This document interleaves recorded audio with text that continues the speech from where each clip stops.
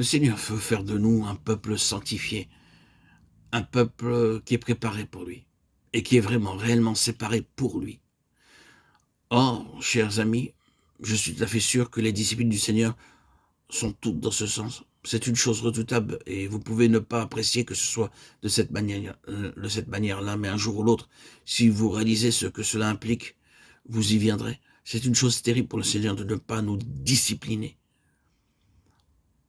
Nous ne pourrions pas souffrir d'une plus grande perte si les yeux de la flamme du Seigneur voient quelque chose qui ne va pas et qu'il ne le traite pas. Ce serait terrible pour lui, pour son Église et pour l'histoire spirituelle.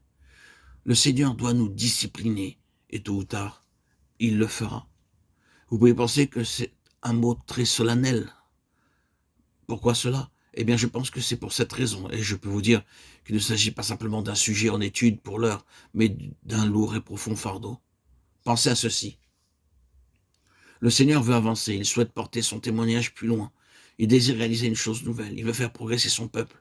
Et pour cela, il doit avoir ce qui est représenté par les Lévites. Il doit posséder un peuple au milieu de son peuple qui incarne réellement sa pensée intégrale. Et ce peuple doit être un peuple saint, un peuple saint.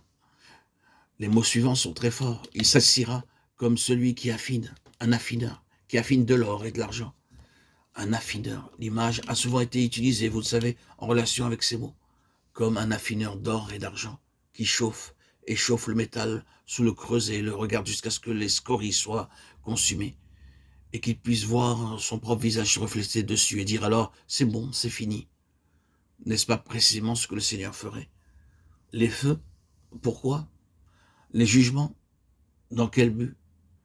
Afin de contempler sa propre face, dans le but de voir sa propre face, la gloire de Dieu sur la face de Jésus-Christ dans nos cœurs. Il y a un but pour lequel Dieu nous communique un tel message à l'heure actuelle. Alors que c'est solennel, peut-être exigeant, rendons-nous compte que nous avons ici un message qui est en lien avec une perspective. Le Seigneur est un Seigneur qui désire avancer, qui veut toujours atteindre de nouvelles régions, parvenir à son plein but. Il veut le faire. Il désire réaliser quelque chose de nouveau et toujours nouveau au milieu de son peuple. Pour cela, si je n'ai mal lu les Écritures et si je n'ai pas mal exposé toute l'histoire de ce peuple pour l'accomplir, il doit obtenir des personnes au milieu de son peuple qui, d'un côté, lui répondent quant à son désir et qui, d'un autre côté, répondent à l'ennemi en le privant de son désir. Celui-ci voudrait corrompre, souiller, il souhaiterait causer cette perte au Seigneur. Lévi dit non, jamais, jamais, quoi qu'il en coûte, jamais. Il est possible qu'à propos du service pour le Seigneur, nous parlions de cette manière. Nous irons où le Seigneur le souhaite. Nous souffrirons tout ce que cela implique de servir le Seigneur dans n'importe quelle partie du monde. Nous parlons ainsi. Mes chers amis, ramenons tout cela à ce domaine. Il y a un prix de sainteté, de sanctification, un grand prix.